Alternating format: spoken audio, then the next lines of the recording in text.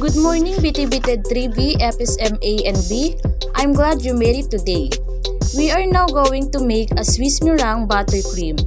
The ingredients that we need are 1 whole unsalted butter, 1 cup of refined sugar, 5 large egg whites,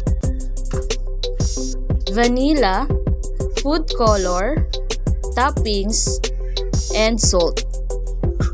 The first step is to combine egg white, sugar, and salt on a mixing bowl. Since Swiss meringue buttercream doesn't need a direct heat, we prepare here a simmered water.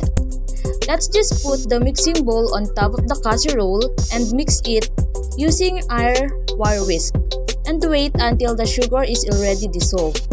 Let's just continue whisking until then.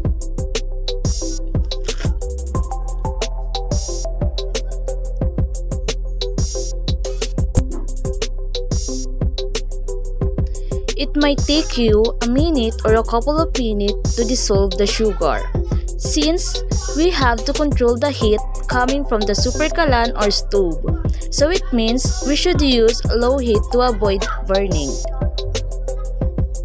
Let's just continue whisking.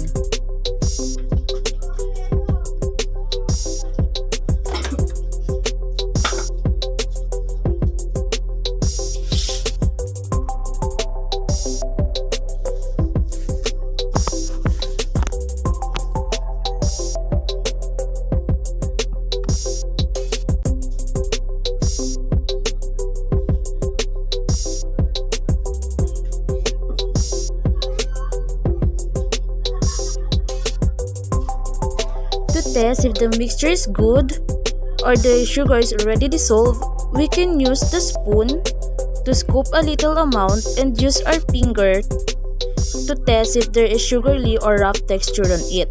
If not, then it means it is good to remove from the heat. Right after removing from the heat, we are now going to use electric mixer since we don't have the stand mixer.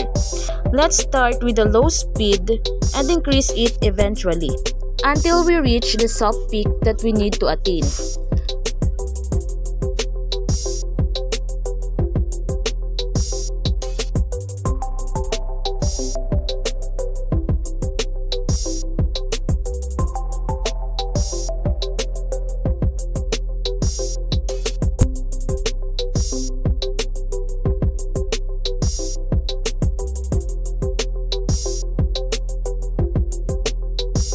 As of now, it might take you for about 8 minutes or up to make it done.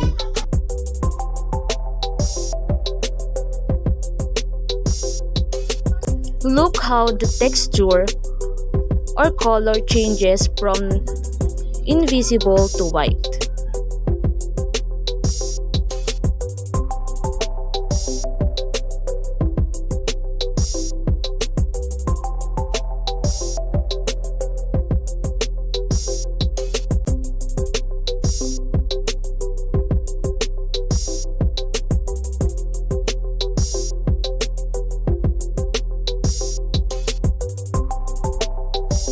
Just like what we discussed a while ago, Swiss meringue buttercream is not hard to make and affordable, but it can be time-consuming, just like what you saw in this video.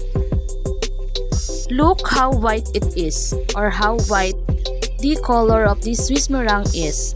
In making Swiss meringue, we also need to consider the mixing method, because upon mixing, we might encounter different common faults such as watery or thick once we overmix the mixture.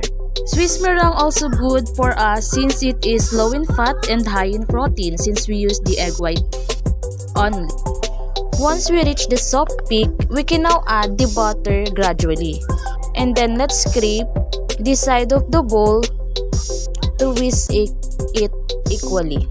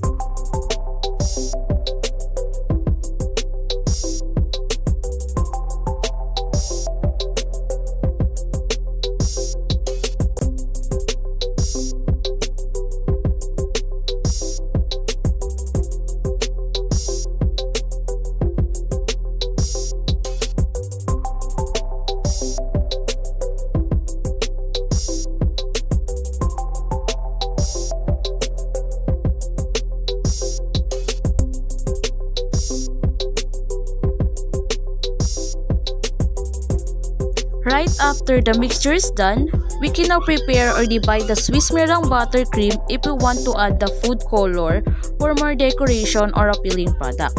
I have prepared a cake base and cupcake that we can use, so now we can now apply the Swiss meringue buttercream using paper tip and pastry bag.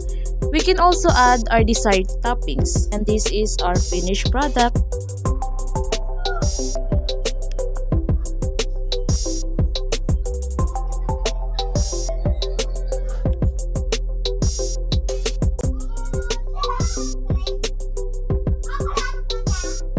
Thank you for watching.